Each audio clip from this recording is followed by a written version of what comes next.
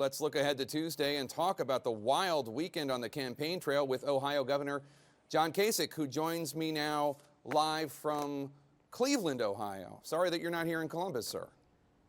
Yeah, I mean, it's my home. I live in a little town called Westerville, which is just not far from you. And you're at my alma mater. And I'm up in Cleveland, which is a resurgent city in the Midwest. It really is doing great, Jake. Let's talk about some of the issues emerging this weekend on the campaign trail. Donald Trump is blaming protesters entirely for the chaos that broke out Friday in Chicago. He says his people are not violent. It's, quote, these people that come in. You've had something to say about this. What's your view? Well, there's no question that Donald Trump has created a toxic atmosphere, pitting one group against another and name-calling and all those kinds of things. Now, I think there are people that would go to a rally who would look to disrupt. But look, the environment is there, and he needs to back off of this and start being more aspirational, telling people we can get it together. You know, at my events, any of my town halls, rallies, or whatever, I tell people that, you know, we can solve these problems. And I've got a record that shows that, whether it was in Washington creating jobs, creating an environment for job creation in Ohio, where we're up over 400,000 jobs. Jake, you can go into a room and get people depressed and down and angry, or you can walk into that room with the same people and you can lift them and give them hope. And I think we need to be hopeful in America, not depressed. So I asked about this on Thursday night at the debate, about the violence at Trump rallies, reading some of the quotes that Trump has said about violent ways to deal with protesters. And with all due respect, sir, you didn't say what you're saying now at the debate. Do you think you missed an opportunity to condemn Trump's rhetoric before a much wider audience? Well, Jake, look, in those debates I hear this and that, but it took me to see on Friday night what was happening at that arena. I mean, I really don't watch Trump rallies. I don't watch the news. I basically watch the Golf Channel when I'm traveling, believe it or not. But when I saw the violence in Chicago, I just had enough. And you might recall, it was in the third debate where I started saying that Trump was dividing us. I also said that Ben Carson's plans on Medicare were outrageous. And so I've made my point. But when I saw the violence, Jake, I felt compelled to really say something about it. And I'm very comfortable with the fact that I waited until I felt it was necessary for me to say something. And look, that's what I've got to say about it. It's just not the road I take. But you know what? When you have a record of having success in relieving the frustrations of people, and let's face it, they're worried about keeping their job, they're worried about their wages, they're worried about they're not getting any interest in the banks, they're worried about their kids' future.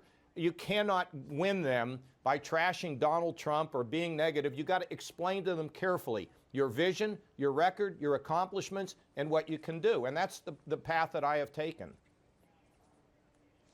So Donald Trump has been hammering you on the issue of trade, specifically here in Ohio. You were asked about NAFTA back this summer. You said, quote, I think we have in some ways been saps. What were you thinking back in '93 when NAFTA passed, and why did it not pan out the way you had hoped? No, I think that NAFTA has been basically a wash.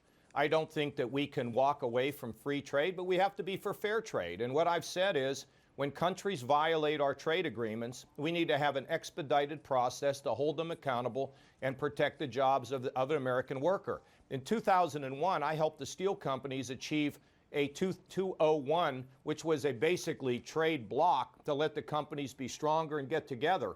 I've been a free trader, but I've been a fair trader, and if you go back and talk to my colleagues in Congress, they'll tell you that. But we're not going to lock the doors or pull down the blinds and let the rest of the world go away. There's 38 million people who have jobs connected to trade. And by the way, Jake, on Friday night, I stood in a facility where the Chinese have invested $500 million and hired over 1,000 Ohioans. Yesterday, I'm in a facility in Newark, Ohio, there where the Germans have invested. We have a lot of foreign investment in our country. Ford brought jobs back from Mexico into Ohio.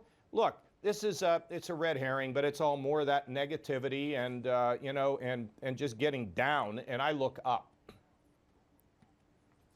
There's an attack ad running against you here in Ohio. from the Trump campaign.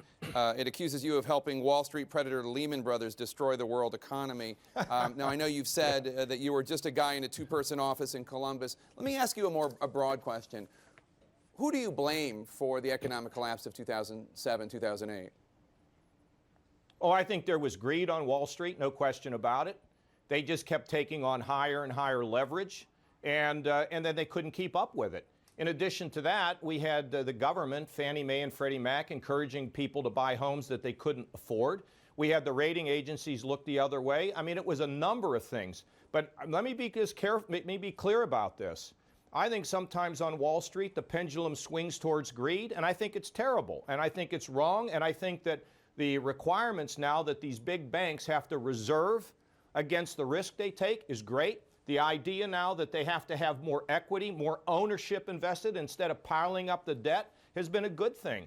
And the regulators have to do their job. I mean, they were out there before when all this was going on. Not only did they not bite, but they didn't even bark. So we absolutely have to keep a handle on all this, and there were many contributors to this. But greed is really a leading reason why we had problems. Get a little bit of morality, folks, and realize that free enterprise is great, but it has to have a moral underpinning. Let's talk about the primary race here. Marco Rubio talked about you on Friday. Take a listen.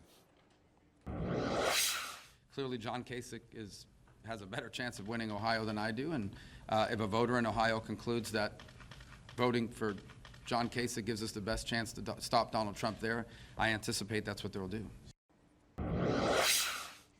So Rubio seeming to encourage his supporters in Ohio to back you, but you're not encouraging your supporters in Florida to back him. Why not? Well, Jake, I mean, my people aren't like robots, where, go do this, go do that. I mean, I'm not really campaigning in Florida. I tried to actually call Marco last night to wish him good luck. I couldn't get through to him. But look, at the end of the day, how do you tell your people that are for you to go vote for somebody else? And after all, I'm not into a stop Trump as more as I am be for Kasich movement. Reward me for the experience in foreign affairs. Reward me for the achievements I've had in balancing budgets and creating an environment for job creation, both in the country and in Ohio. Reward me for that, for cutting taxes, for having wages grow faster than the national average. Those are the things that I want people to think about as opposed to be against that person. I'm just trying to be for me. I've run a unwaveringly positive campaign since I got in this, and some of the time I operated in total obscurity. It's okay because we're rising now. We're rising. We're going to win Ohio with the help of our Republicans here. We're rising in Illinois, and it's a whole new ballgame after Tuesday. All right, Governor John Kasich, good luck on Tuesday, sir.